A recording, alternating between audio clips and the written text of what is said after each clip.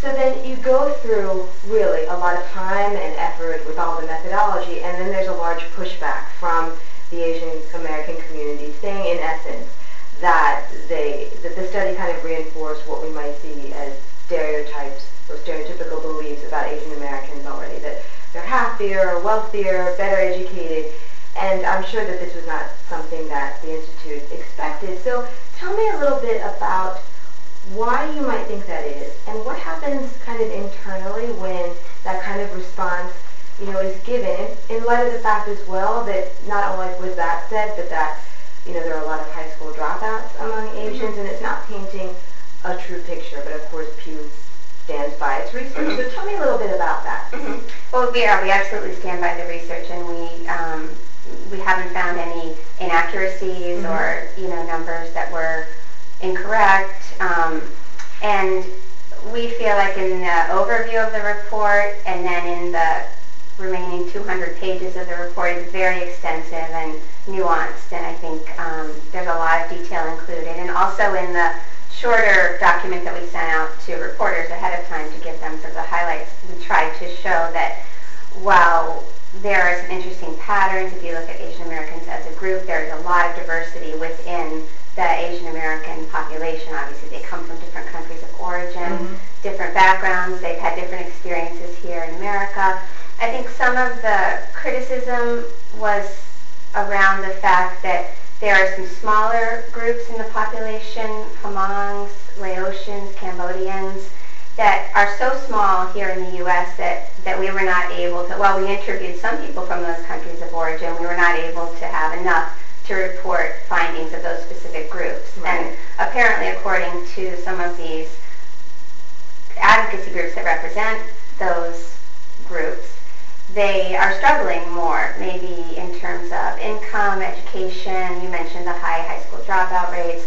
We do mention in our report that there are, even within the 6 biggest Asian American groups, there are certain groups, Koreans, Vietnamese, maybe Filipino, I can't remember, who actually have higher poverty rates than the general population. So while overall Asian Americans have higher median income, there are some groups that are struggling more.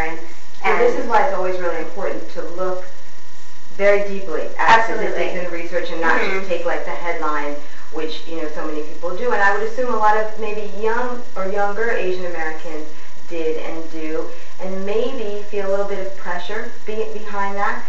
Even if they are succeeding, pressure to continue to exceed or maybe over-excel.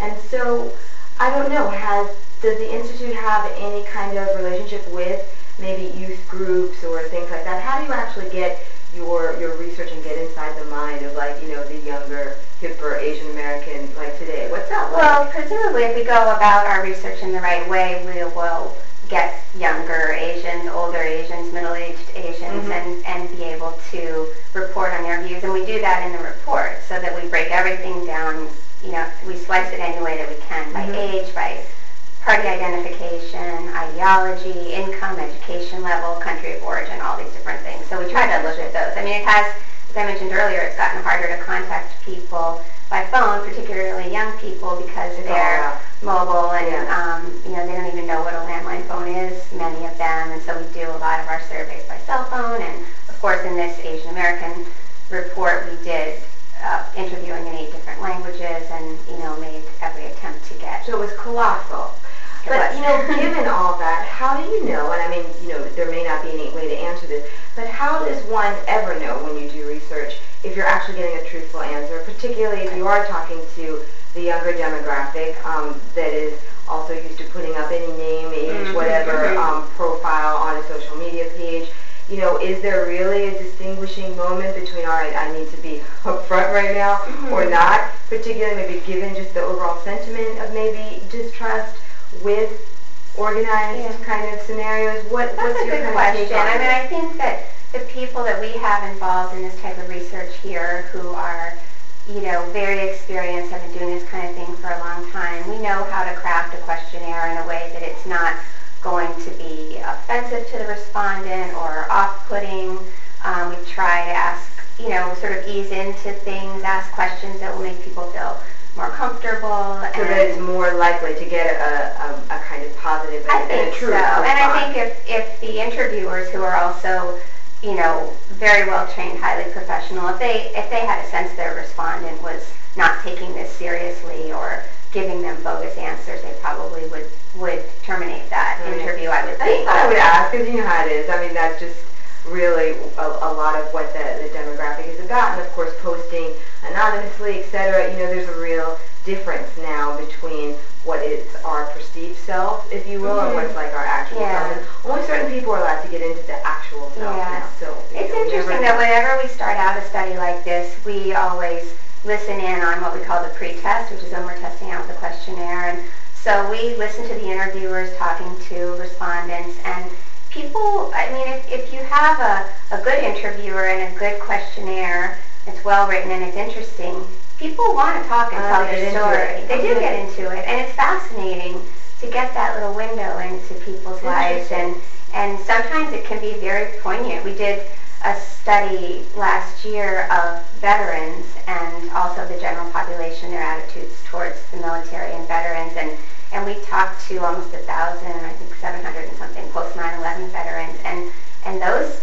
interviews were very moving in some ways because of the experiences that they had been through, and the respondents were very honest about the challenges and struggles that they were facing, and also the real benefits that they saw from the military experience. So people do want to tell their stories. The hardest thing is just getting them on the phone. Right. And then if you can engage them. And I think with Asian Americans too, they might, many of the respondents were probably anxious to tell their stories of, many of them were immigrant stories of why they came here, how they found life in America to be, and, would they ever want to go back to their home country, and are they still tied to people back there, and do they send money back home, and, I think all of this is really important because we need to understand each other, certainly much better, and the country is just becoming more and more diverse, so it's great that you guys are doing the work that you are here. Just, I guess, the final wrap-up question would be, what do you think the takeaway might be? And I know that it's not really your job per se to analyze your research, but if you had to give a takeaway, whether you're maybe looking at this study from the outside, or you may be a younger person who is Asian American, and so this comes out, all right, now, kind of what, or what does it actually mean? Well, I think, one of our lead findings from the demographic analysis we did was that Asian Americans are now the biggest group of new immigrants to the country, and they've surpassed Hispanics in that regard, because we've seen during the recession years a fall-off in immigration from Hispanic countries, particularly Mexico. So Asians, we're just seeing a lot of Asians coming to this country, and they obviously have a lot to contribute. And we felt like by doing this very thorough research, it would be, not the end of the conversation, but the beginning of the conversation. So that maybe there might be, who knows, more funding for different projects that might support people or their ideas or whatever. Yeah. This is the kind of thing that can get, the ball rolling. Because a lot of times people don't, really understand, connect the dots. What's that mean in my life? Right. Or what could it mean in my life? So that's what we did a very comprehensive report, but we still plan to do additional reports, and there's actually a big report coming out in a couple of weeks focusing on religion and Asian Americans and their religion, their religious faith, and it's a very diverse, experience there as well. So, so there'll be more to come, and we had an interesting panel here and a discussion with some different leaders and academics, and so we were just, we feel like this is a good way to start the conversation, and there's obviously, a lot more to learn. Great. Yeah. Kim, thank you so much for your time today. I really appreciate it. It was fun. All right, you guys, so make certain that you stay tuned for tomorrow's video.